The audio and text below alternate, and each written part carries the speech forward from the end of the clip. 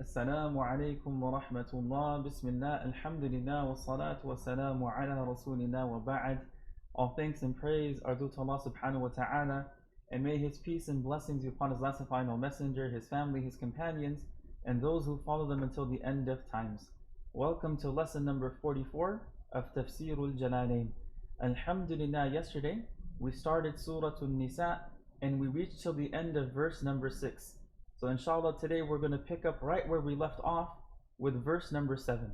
So I'm going to have our beloved student Abdul Razak recite the page from the Mus'haf tilawatan, followed by the first paragraph of the tafsir, after which I will translate and comment. So go ahead and start us off for today, Ya Abdul Razak. Bismillah. أعوذ بالله من الشيطان الرجيم. للرجال نصيب مما ترك الوالدان والأقربون وللنساء نصيب مما ترك الوالدان والأقربون مما قل منه أو كثر نصيبا مفروضا. وإذا حضر القسمة أولو القربى واليتامى والمساكين فارزقوهم منه وقولوا لهم قولا معروفا. وليخشى الذين لو تركوا من خلفهم ذرية ضعافا خافوا عليهم فليتقوا الله وليقولوا قولا سديدا. إن الذين يأكلون أموال اليتامى ظلما إنما يأكلون في بطونهم نارا وسيصلون سعيرا. يوصيكم الله في أولادكم للذكر مثل حظ الأنثيين، فإن كن نساء فوق 2 فلهن ثلثا ما ترك، وإن كانت واحدة فلها النصف، ولأبويه لكل واحد منهما السدس مما ترك إن كان له ولد، فإن لم يكن له ولد وورثه أبواه فلأمه الثلث، فإن كان له إخوة فلأمه السدس من بعد وصية يوصي بها أو دين. آباؤكم وأبناؤكم لا تدرون أيهم أقرب لكم نفعا فريضة من الله إن الله كان عليما حكيما. قال الإمام السيوطي رحمه الله: ونزل ردا لما كان عليه الجاهلية من عدم توريث النساء والصغار. للرجال الأولاد والأقرباء نصيب حظ مما ترك الوالدان والأقربون المتوفون، وللنساء نصيب مما ترك الوالدان والأقربون مما قل منه أي المال أو كثر، جعله الله نصيبا مفروضا مقطوعا بتسليمه إليهم. وإذا حضر القسمة للميراث أولو القربى ذو القرابة ممن لا يرث واليتامى والمساكين فارزقوهم منه شيئا قبل القسمة، وقولوا أيها الأولياء لهم إذا كان الورثة صغارا قولا معروفا جميلا، بأن تعتذروا إليهم أنكم لا تملكونه وأنه لصغار. وهذا قيل إنه منسوخ، وقيل لا ولكن تهاون الناس في تركه، وعليه فهو ندب، وعن ابن عباس واجب. In this next verse, verse number 7, Allah subhanahu wa ta'ala is highlighting that there are heirs that will receive particular portions in terms of inheritance. So Imam al-Suyuti rahimahullah, he starts off by highlighting the background or the context in which this verse was revealed. But before getting into that, I will translate the verse itself. So Allah subhanahu wa ta'ala says, لِلْرِجَالِ نَصِيبٌ مِّمَّا تَرَكَ الْوَالِدَانِ وَالْأَقْرَبُونَ. For men, there is a share in what their parents and close relatives leave behind. وَلِلنِّسَاءِ نَصِيبٌ مِّمَّا تَرَكَ الْوَالِدَانِ وَالْأَقْرَبُونَ مِمَّا قَلَّ مِنْهُ أَوْ كَثُرَ. And for women, there is a share in what their parents and close relatives leave behind. So Allah subhanahu wa ta'ala is highlighting that in terms of inheritance, both males and females are entitled to it. نَصِيبًا مَفْرُوضًا. These are obligatory shares. So Imam al-Suyuti rahimahullah, he's starting with the background or the cause or the context in which this verse was revealed. He says, وَنَزَلَ رَدًّا لِمَا كَانَ عَلَيْهِ الْجَاهِلِيَّةُ من عدم توريث النساء والصغار. That the following verse was revealed as a response to what the people of Jahiliyyah were upon. Right? The following verse was revealed as a response to what the people from the times of ignorance were upon, meaning the pre-Islamic era. من عدم توريث النساء والصغار, in terms of not giving inheritance to women and to minors. So Ibn Abbas radiallahu anhuma, he narrates that during the times of ignorance, people would not give inheritance to daughters, they would not give inheritance to women, and they would not give inheritance to minor children. And then other narrations mention that this particular verse was revealed regarding the wife of Aws ibn Samit al-Ansari, that when he passed away, he left behind his wife and 3 daughters, and he had left behind a lot of wealth. But his 2 nephews came, and instead of distributing the inheritance to the wives and the daughters, they came and took all of that money away. So she goes and she complains to the Prophet ﷺ, and in response, this particular verse is revealed. Now, despite the exact incident that may have been the cause of revelation behind this verse is highlighting that no, women and minor children are also entitled to inheritance. That is their right. نَصِيبًا مَفْرُوضًا. It's an obligatory share, and they should be given that obligatory share. So وَنَزَلَ رَدًّا لِمَا كَانَ عَلَيْهِ الْجَاهِلِيَّةِ. The following verse was revealed as a response to what the people of ignorance were upon. مِنْ عَدَمِ تَوْرِيثِ النِّسَاءِ وَالصِّغَارِ, in terms of not giving inheritance to women and minors. لِلْرِجَالِ الْأَوْلَادِ وَالْأَقْرِبَاءِ نَصِيبٌ حَظٌّ مِمَّا تَرَكَ الْوَالِدَانِ وَالْأَقْرَبُونَ. So لِلْرِجَالِ, for men, and he clarifies الْأَوْلَادِ وَالْأَقْرِبَاء. Al-awlad, male children, wal-aqriba, male relatives. Nasibun, hadhun. Nasib and hadh, they're synonymous. It means a share, a portion. Mimma taraka al-walidani wal-aqrabun, from what their parents and close relatives have left behind. So for males, right, whether they're children, whether they're relatives, they are entitled to some of the wealth that is left behind by their parents, wal-aqrabun, and their close relatives, al-mutawaffawun, who have passed away, وَلِلنِّسَاءِ نَصِيبٌ مِمَّا تَرَكَ الْوَالِدَانِ وَالْأَقْرَبُونَ. And similarly, for women, there is a share, there is a portion in what their parents and close relatives have left behind. مِمَّا قَلَّ مِنْهُ أَوْ كَثُرَ, be it small or large, whether it is little or much. So مِمَّا قَلَّ مِنْهُ أي الْمَالِ.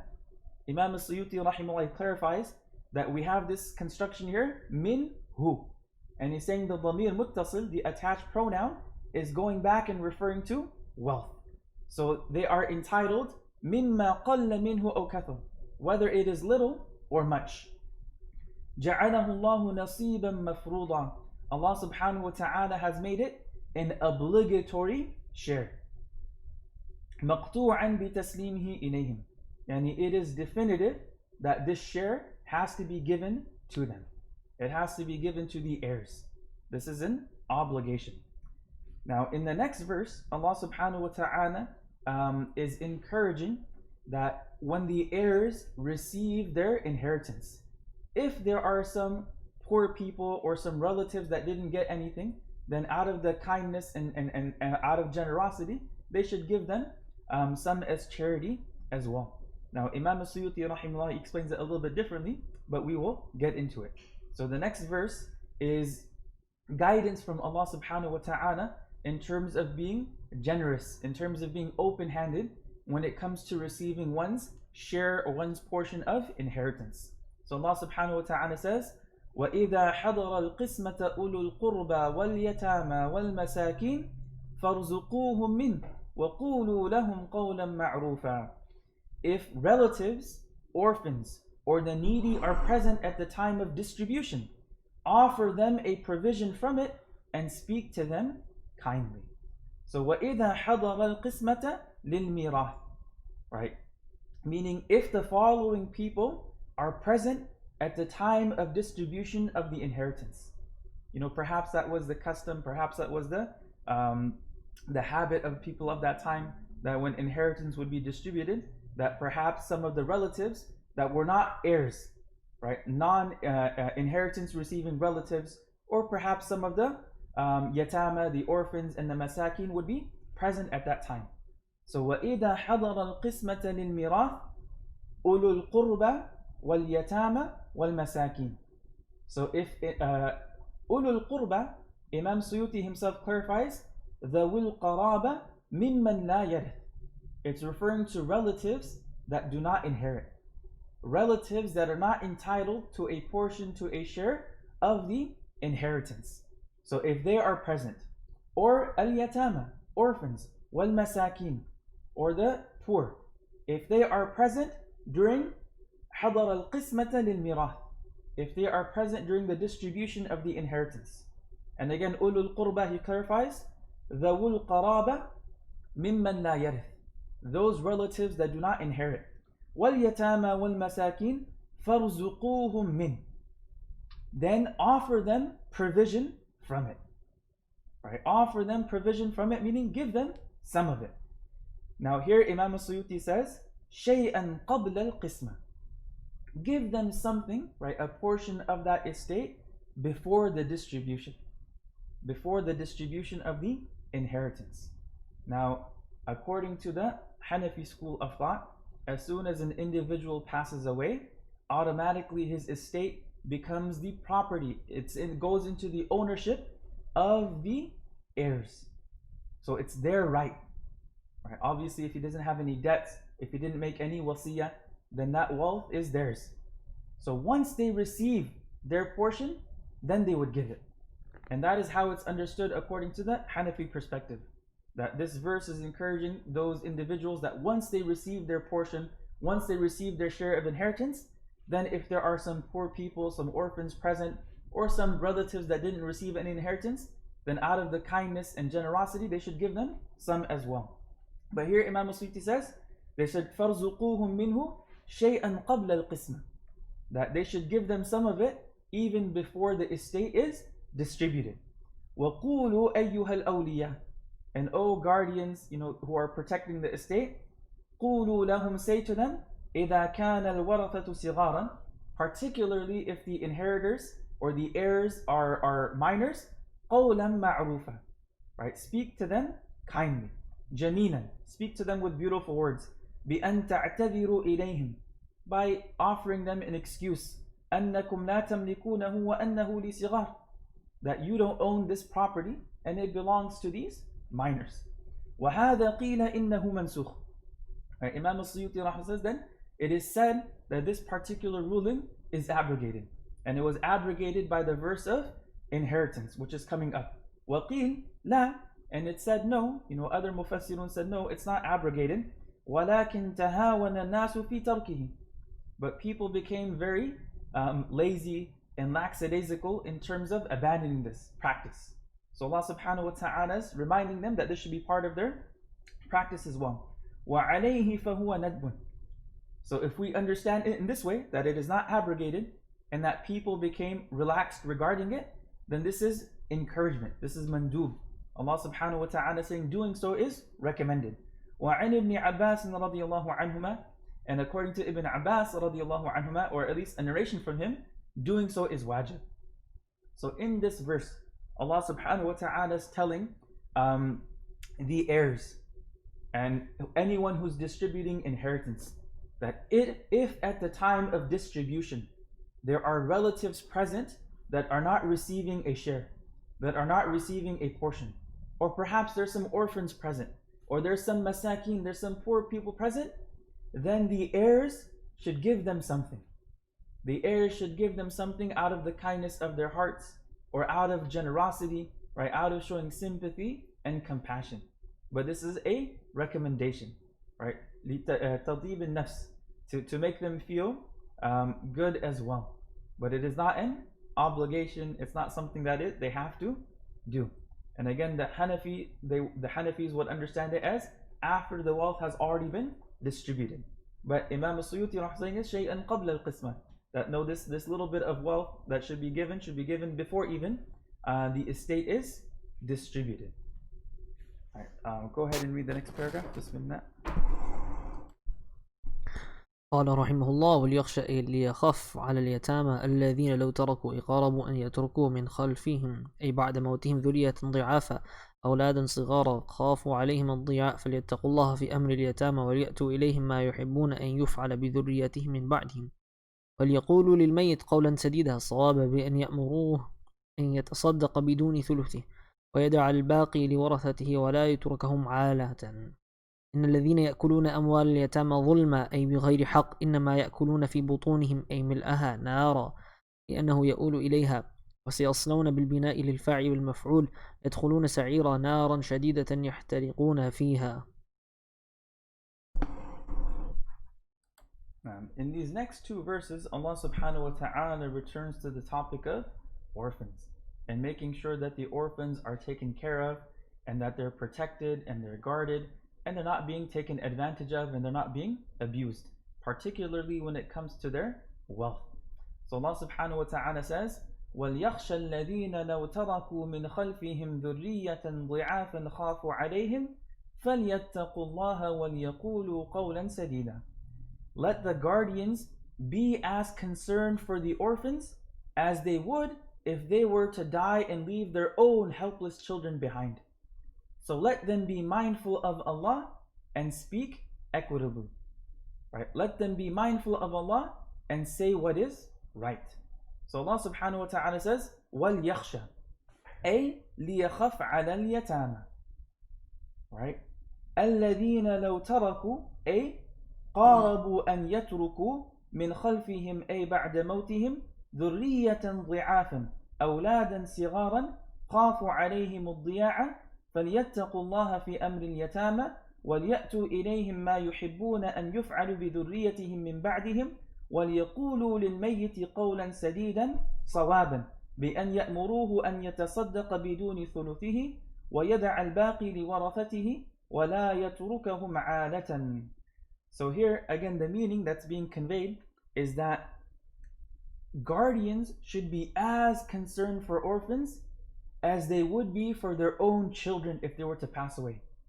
That if they were to pass away and leave behind helpless children, right? If they were to leave behind orphans, they would be concerned for their well-being. They would be concerned that if they're going to be taken after, looked after properly in terms of their health, their emotions, their spiritual well-being, and especially their financial well-being. So just as they would be concerned for their own children, they should be concerned for the well-being and welfare of orphans as well. So وَلْيَخْشَأَ لِيَخَفْ عَلَى الْيَتَامَى. They should be concerned for orphans. They should be fearful in their behavior towards orphans. So لِيَخَفْ عَلَى الْيَتَامَى. Right? They should be fearful when it comes to orphans. They should be concerned when it comes to orphans. الَّذِينَ لَوْ تَرَكُوا. Who should be concerned? الَّذِينَ لَوْ تَرَكُوا. Meaning, قَارَبُوا أَنْ يَتْرُكُوا مِنْ خَلْفِهِمْ. Those that if they were to leave behind, meaning if they are coming close to leaving behind, مِنْ خَلْفِهِمْ after them, أي بعد موتهم after their death, ذُرِّيَّةً ضِعَافًا. ذُرِّيَّةً ضِعَافًا, helpless children. Right? Helpless children. أَوْلَادًا صِغَارًا, meaning minors. If they were to leave behind young children, خَافُوا عَلَيْهِمُ الضِّيَاعَ. Right? They would fear loss upon them. So just as they would fear for their own children, they should also have that same fear and same concern for orphans. فَلْيَتَّقُوا اللَّهِ. So be mindful, be conscious, be aware of Allah فِي أَمْرِ الْيَتَامَى, with respect to orphans. Right? When it comes to the affairs of orphans. وَلْيَأْتُوا إِلَيْهِمْ مَا يُحِبُّونَ أَن يُفْعَلُوا بِذُرِّيَّتِهِمْ مِنْ بَعْدِهِمْ. Right? وَلْيَأْتُوا إِلَيْهِمْ. And they should do what they would want to be done with their own children after them. Right? They should do for the orphans what they would want, what they would like, what they would love to be done for their own children after them. وَلْيَقُولُوا لِلْمَيِّتِ قَوْلًا سَدِيدًا.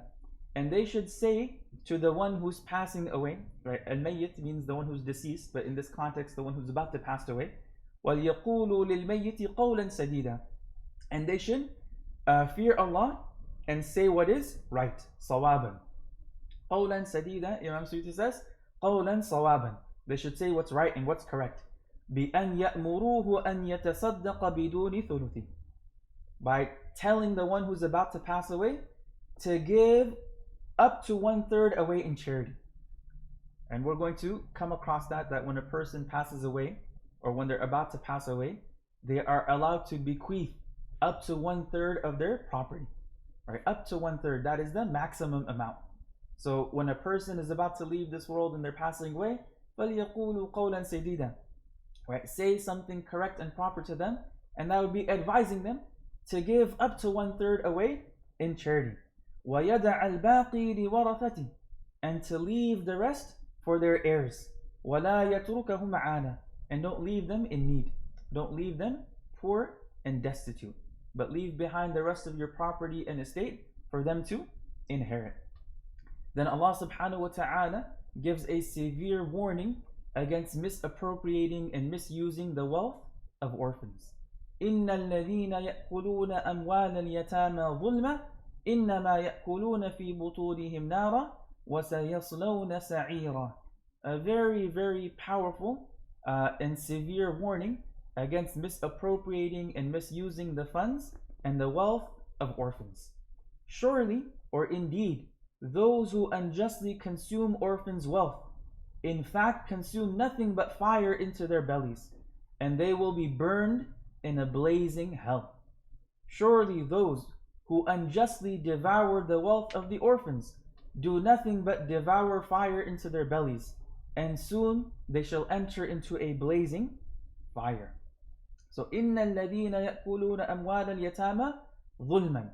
Truly, those who devour, who consume the wealth of orphans, ظُلْمًا, wrongfully, unjustly, unlawfully, أي بغير حق, without any right, so unlawfully. إِنَّمَا يَأْكُلُونَ فِي بُطُونِهِمْ نَارًا. They are only devouring, consuming fire into their bellies. أي مِلْأَهَا. They are filling their bellies with fire. لِأَنَّهُ يَؤُولُ إِلَيْهَا. Because that's where it leads to. Right? Unlawfully consuming the wealth of orphans leads towards the fire of hell. وَسَيَصْلَوْنَ سَعِيرًا. And they will soon enter a blazing fire. Or they will soon be burned in a blazing fire. So سَيَصْلَوْنَ بِالْبِنَاءِ لِلْفَاعِلِ. Right? It could be in the active voice. وَالْمَفْعُولِ. Or it could be in the passive voice. Right? It could be recited in both ways. Meaning يَدْخُلُونَ. And he highlights here that يَصْلَوْنَ here, right? It means to enter. يَدْخُلُونَ سَعِيرًا نَارًا شَدِيدَةً. A very severe, intense fire. يَحْتَرِقُونَ فِيهَا. In which they will burn. So this is a very, very, very severe warning against misappropriating and misusing the wealth of orphans. And again, we can see that since the beginning of Surah Nisa until here, Allah subhanahu wa ta'ala has emphasized how important it is to look after orphans and to make sure that they're being taken care of, and to make sure that they're not being taken advantage of, and to make sure that they are not being abused. And there are several ahadith that highlight the importance and significance of looking after orphans, and also that speak about the virtues, rewards, and blessings of taking care of orphans. As the Prophet ﷺ said, أَنَا وَكَافِلُ الْيَتِيمِ كَهَاتَانِ فِي الْجَنَّةِ.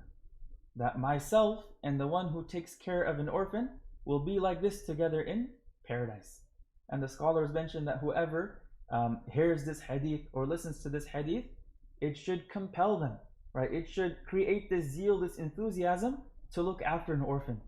Because every single believer wants to be in the company of the Prophet ﷺ in Jannah. And we ask Allah subhanahu wa ta'ala to make all of us amongst them. Alright, go ahead and read for us the next paragraph. Bismillah. قال رحمه الله: يوصيكم يأمركم الله في شأن أولادكم بما يذكر للذكر منهم مثل حظ نصيب الأنثيين إذا اجتمعتا معه فله نصف المال وله من نصف، إن كان معه واحدة فله الثلث وله الثلثان، وإن انفرد جاز المال.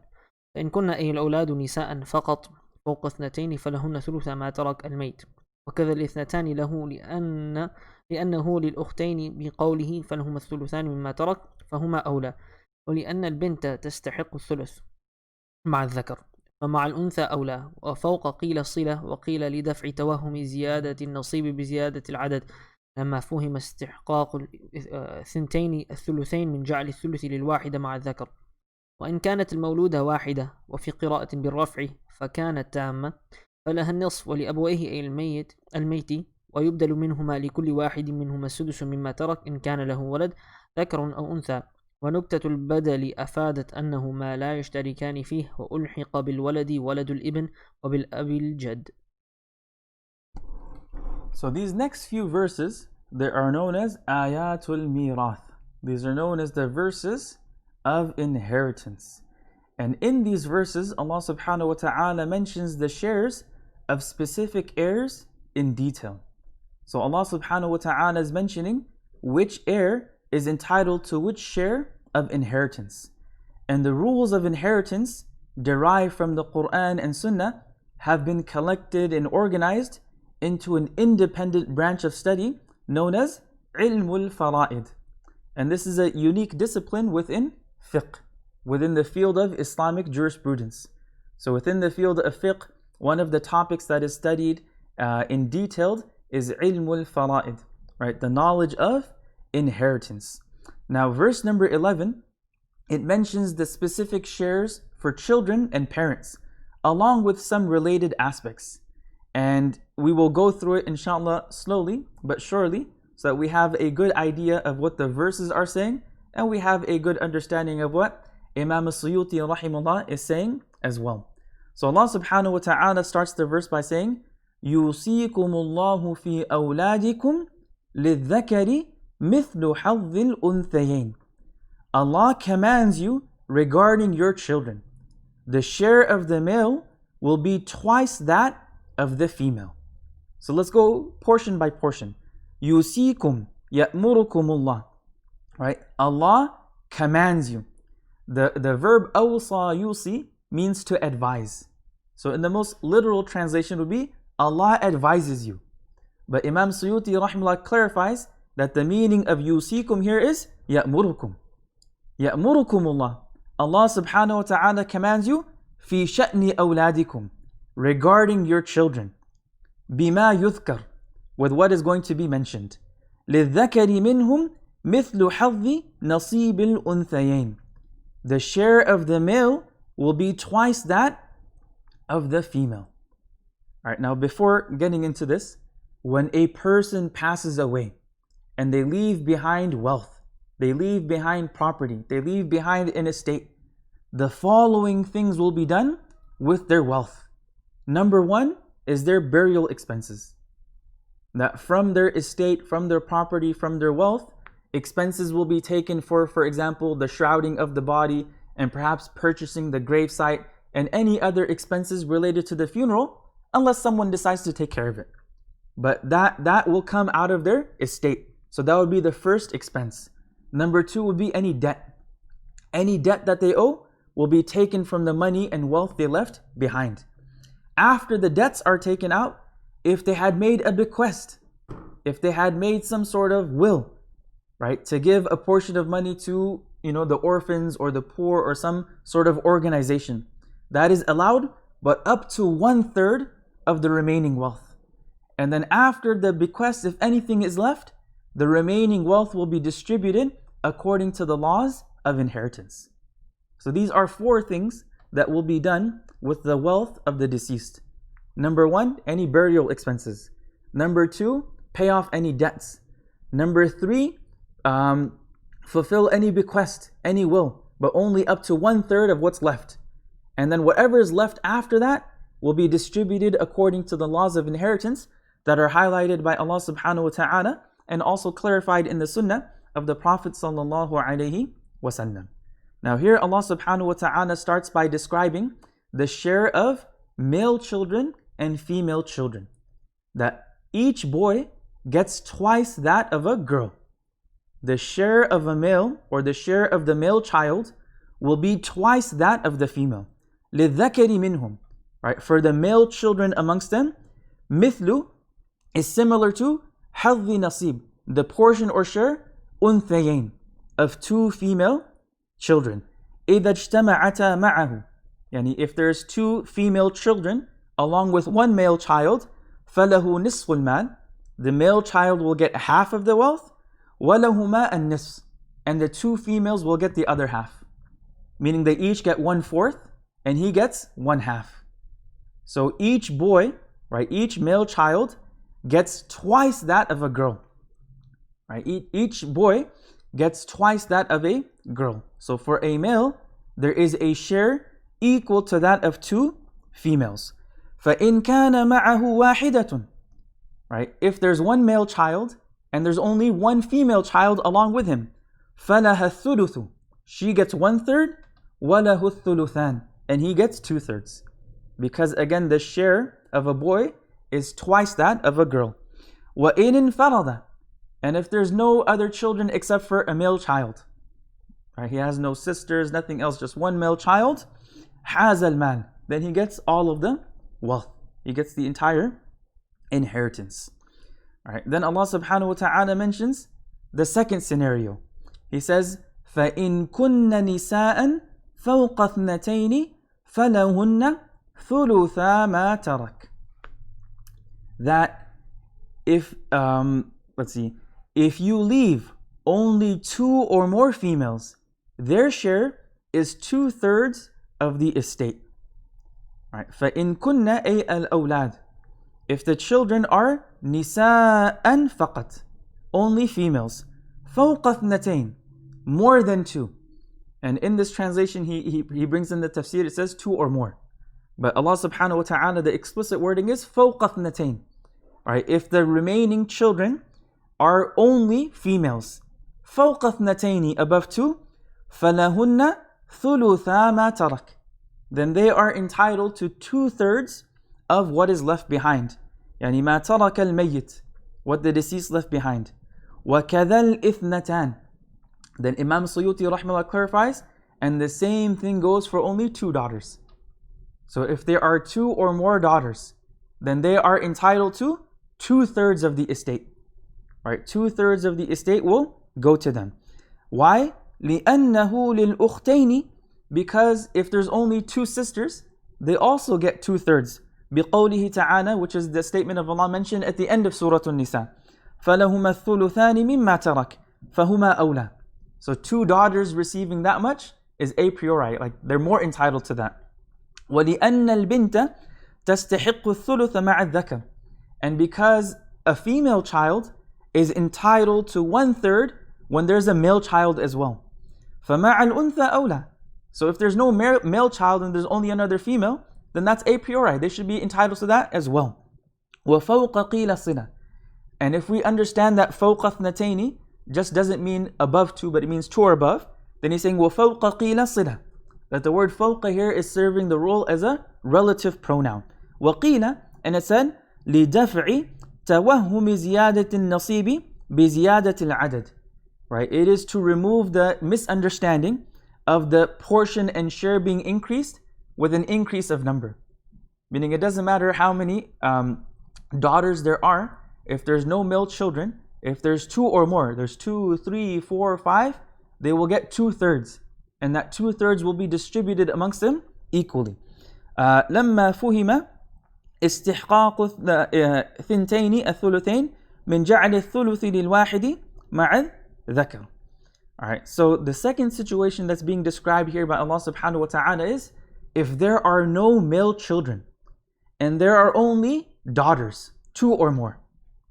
Right? A person passes away, they have no male children, they only have daughters, two or more, they will receive 2/3 of the estate. And that 2/3 will be distributed amongst them equally. The remaining 1/3 will go to other rightful heirs, such as the parents, the wife, or husband. Alright, then Allah subhanahu wa ta'ala describes a third scenario. وَإِن كَانَتْ وَاحِدَةً فَلَهَا النِّصْفُ. If there's only one daughter, she gets half. Right? وَإِن كَانَتْ وَاحِدَةً. If there's only one daughter, فَلَهَا النِّصْفُ. Then she gets half of the estate. So if she is one, right? If she is one, meaning, but if there's only one female, her share will be 1/2. So وَإِن كَانَتْ الْمَوْلُودَةُ واحدة. Right? If the daughter is only one. وفي قراءة بالرفع. And in another qira'ah, instead of واحدة in the state of nasab, it's recited وإن كانت واحدة in the state of رفع. فكان تامة. And in that case, the verb kana is not going to be considered من أفعال الناقصة. It's going to be considered من أفعال التامة. فلها النصف. Then she's entitled to half. So this is the third scenario, that a person passes away and the only child they have is one daughter. So she is entitled to half of the estate. And the other half will go to the other rightful heirs. Then Allah subhanahu wa ta'ala describes the fourth situation. وَلِأَبَوَيْهِ لِكُلِّ وَاحِدٍ مِّنْهُمَا السُّدُسُ مِمَّا تَرَكَ إِن كَانَ لَهُ وَلَدٌ. Each parent is entitled to 1/6 if you leave offspring. Right? Each parent is entitled to 1/6 if you leave offspring. So here Imam Suyuti says, وَلِأَبَوَيْهِ أي الْمَيِّتِ, the parents of the deceased. وَيُبْدَلُ مِنْهُمَا, and the badal for it is لِكُلِّ وَاحِدٍ مِّنْهُمَا السُّدُسُ. For each of them is 1/6 مِمَّا تَرَكَ, of what he left behind.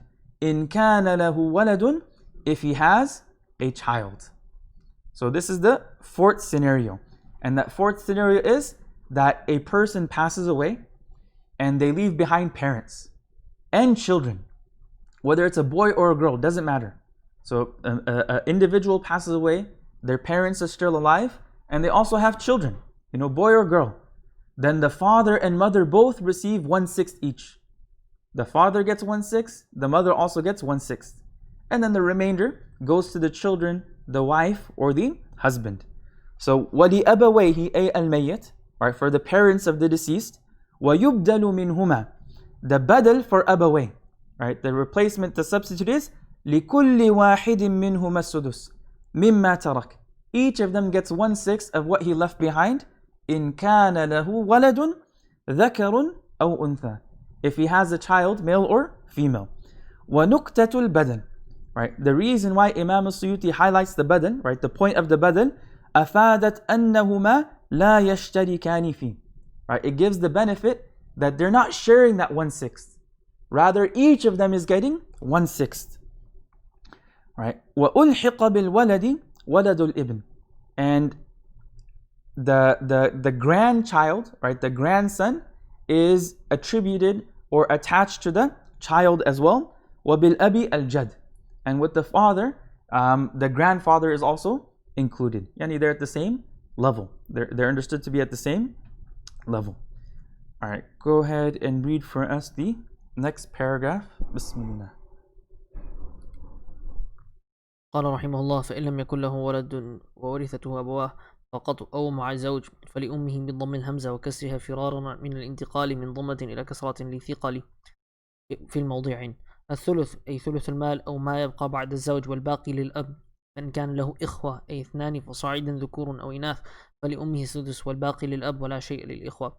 وإرث من ذكر ما ذكر من بعد تنفيذ وصية يوصي بالبناء للفاعل المفعول بها أو قضاء دين عليه وتقديم الوصية على الدين، وإن كانت مؤخرة عنه في الوفاء للاهتمام بها. آباؤكم وأبناؤكم مبتدأ خبره لا تدرون أيهم أقرب لكم نفعا في الدنيا والآخرة. فظان أن ابنه أنفع له فيعطيه الميراث فيكون الأب أنفع، وبالعكس. وإنما العالم بذلك الله ففرض لكم الميراث فريضة من الله، إن الله كان عليما بخلقه حكيما فيما دبره لهم، أي لم يزل متصفا بذلك. So this is a continuation of the same verse where Allah subhanahu wa ta'ala is clarifying the portion and the share of rightful heirs. So now we are on scenario number 5. Right? Allah subhanahu wa ta'ala is mentioning now a 5th scenario where He says, فَإِن لَمْ يَكُنْ لَهُ وَلَدٌ وَوَرِثَهُ أَبَوَاهُ فَلِأُمِّهِ الثُّلُثُ.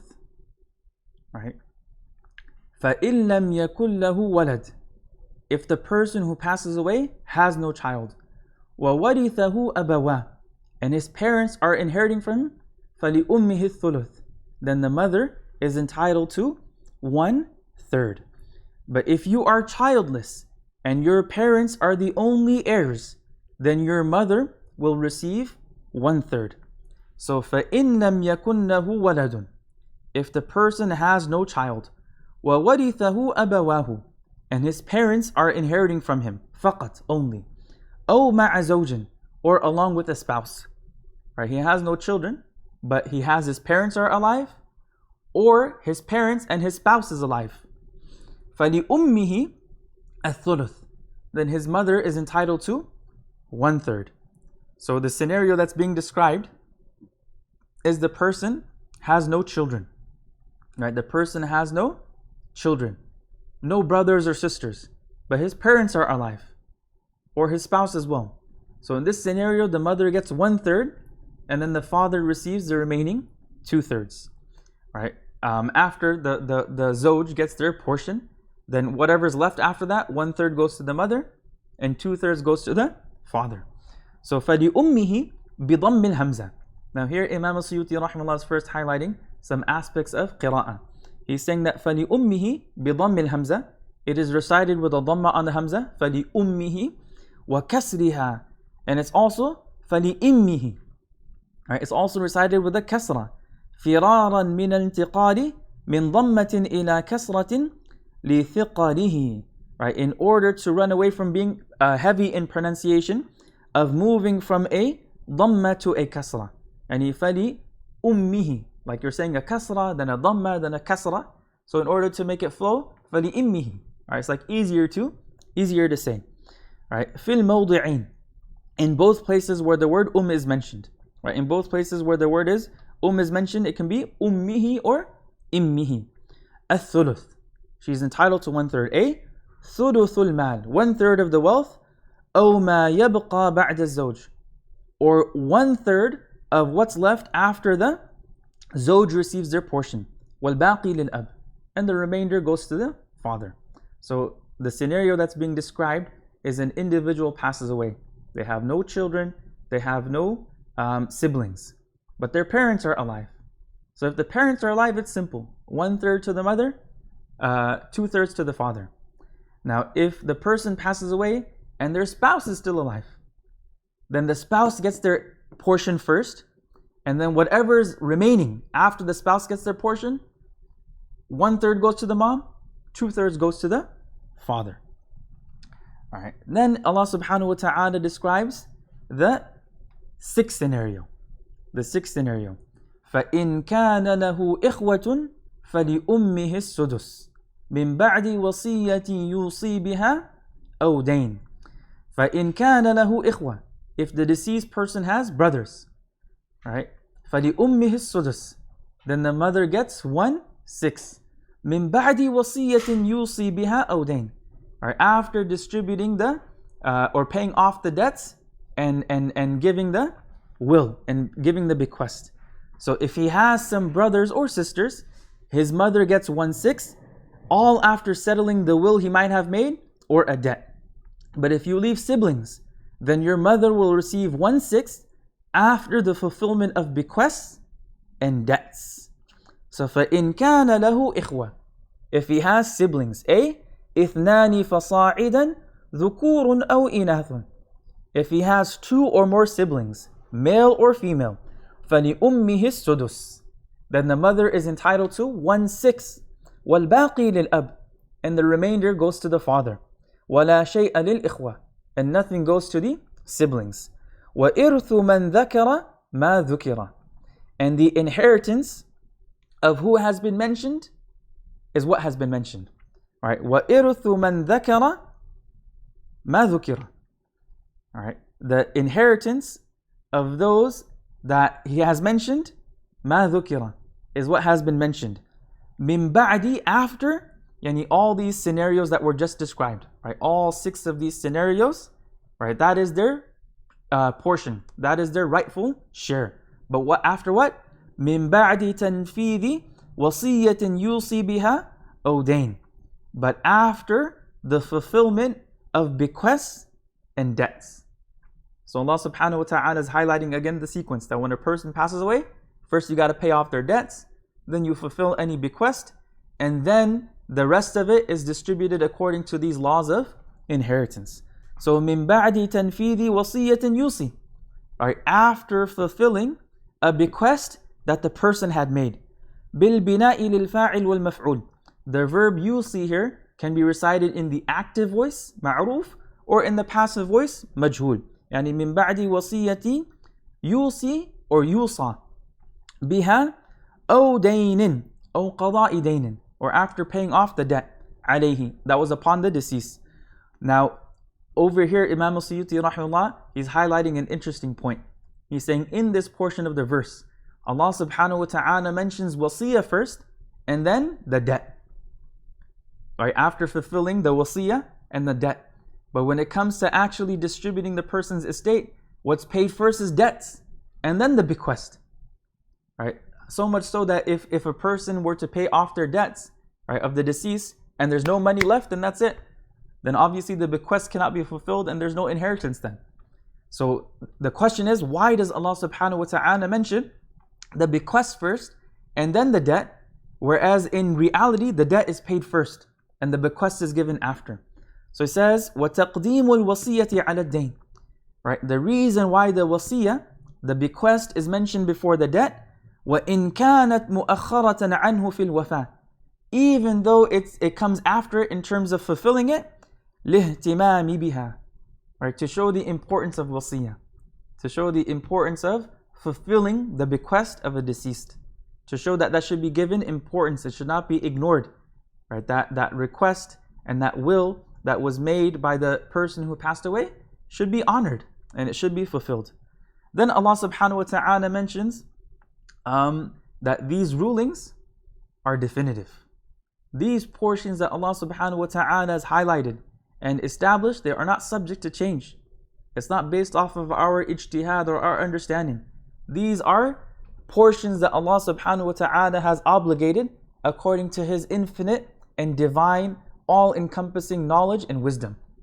So Allah subhanahu wa ta'ala says, آباؤكم وأبناؤكم لا تدرون أيهم أقرب لكم نفعا فريضة من الله إن الله كان عليما حكيما.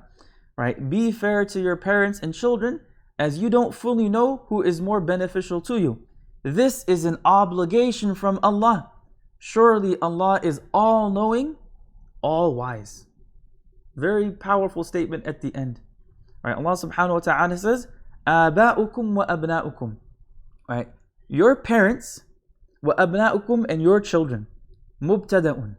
Grammatically speaking, this is the subject of the sentence. خبره, right? Its predicate. لا تدرون أيهم أقرب لكم نفعا. You don't know who is more beneficial to you. في الدنيا والآخرة. In this world and the next. No clue. You don't know who is more beneficial to you in this world and the next, your parents or your children. فَظَانٌ. So there might be a person who thinks أَنَّ ابْنَهُ أَنْفَعُ لَهُ, that their child is more beneficial to them, will give them more benefit in this world and the next. فَيُعْطِيهِ الْمِيرَاثِ. And he ends up giving him all of his inheritance. فَيَكُونُ الْأَبْ أَنْفَعُ. But it turns out that the father was actually more beneficial. وَبِالْعَكْسِ. And the opposite could also happen. وَإِنَّمَا الْعَالِمُ بِذَلِكَ اللَّهِ. The only one who knows that is Allah subhanahu wa ta'ala. فَفَرَضَ لَكُمُ الْمِيرَاثِ. So He has obligated inheritance upon you according to these specific shares and these specific portions. And here Imam al-Suyuti rahimahullah is highlighting, right, one of the wisdoms behind why there are specific shares mentioned, and perhaps one of the wisdoms behind it. But what's important, فَرِيضَةً مِّنَ اللَّهِ. This is an obligation from Allah, not subject to change. Doesn't matter, the time, the era, the circumstances, as people argue today, that the times have changed and the society is different, etc. Doesn't matter. These are definitive rules highlighted and mentioned explicitly by Allah subhanahu wa ta'ala. فَرِيضَةً مِّنَ اللَّهِ. An obligation from Allah. Then Allah Himself says, إِنَّ اللَّهَ كَانَ عَلِيمًا بِخَلْقِهِ. Truly Allah subhanahu wa ta'ala is all-knowing. And He knows His creation better than the creation knows itself. Allah subhanahu wa ta'ala knows us better than we know ourselves. أَلَا يَعْلَمُ مَنْ خَلَقَ وَهُوَ اللَّطِيفُ الْخَبِيرُ. He is the all-knowing, and part of His infinite knowledge, Allah knows what's best for us. Hakima, and He is the all-wise. There is deep, divine wisdom in these rules of inheritance. And as human beings with our limited intellect, perhaps we cannot recognize that wisdom at times. And perhaps sometimes we can. But the important thing to note is that these rulings are according to the deep, divine, infinite wisdom of Allah subhanahu wa ta'ala. فِيمَا دَبَّرَهُ لَهُمْ. Allah subhanahu wa ta'ala is the all-wise in what He has organized for them, for His creation. A لَمْ يَزَلْ مُتَّصِفًا بِذَلِكَ. And Allah subhanahu wa ta'ala is always the all-wise and will always be the all-wise. So these are the portions of inheritance that are highlighted in this verse. In the next verse, Allah subhanahu wa ta'ala in verse number 12 mentions some more rules and regulations related to inheritance and particular shares and portions. But we are just about out of time. So I think this is a good place for us to stop for today. And inshallah tomorrow we'll pick up with this topic with verse number 12, inshallah. May Allah subhanahu wa ta'ala accept this effort of ours. May He place it on our scale of good deeds on the Day of Judgment. We ask Allah subhanahu wa ta'ala to make this a means of increasing our understanding of the Quran, of strengthening our relationship with the Quran, and making us all people of the Quran. Now again, when it comes to the laws of inheritance, this is a specialized field within the study of fiqh. And for those of you who want to learn more about it, go and speak to your local scholar, perhaps take a class on it. It is an interesting subject. Oftentimes people think it's complicated and complex. It's not. If you study it, it's actually very clear-cut and straightforward. And this is something that every scholar is supposed to learn and know and deal with in the community. And also it's very important for everyone to have a will, right? You should have a will, you should develop a will, you should write it out, and you should, mention exactly what you want done with your estate, that you want, up to 1/3, give it away in charity to some organization, to some educational institute, whatever. And then the remaining should be distributed according to the laws of inheritance. We ask Allah subhanahu wa ta'ala to always bless us. I will see everyone tomorrow, and we will pick up with verse number 12. وصلى اللهم على نبينا مولانا محمد وعلى آله وصحبه وسلم. جزاكم الله خيرا والسلام عليكم ورحمة الله وبركاته.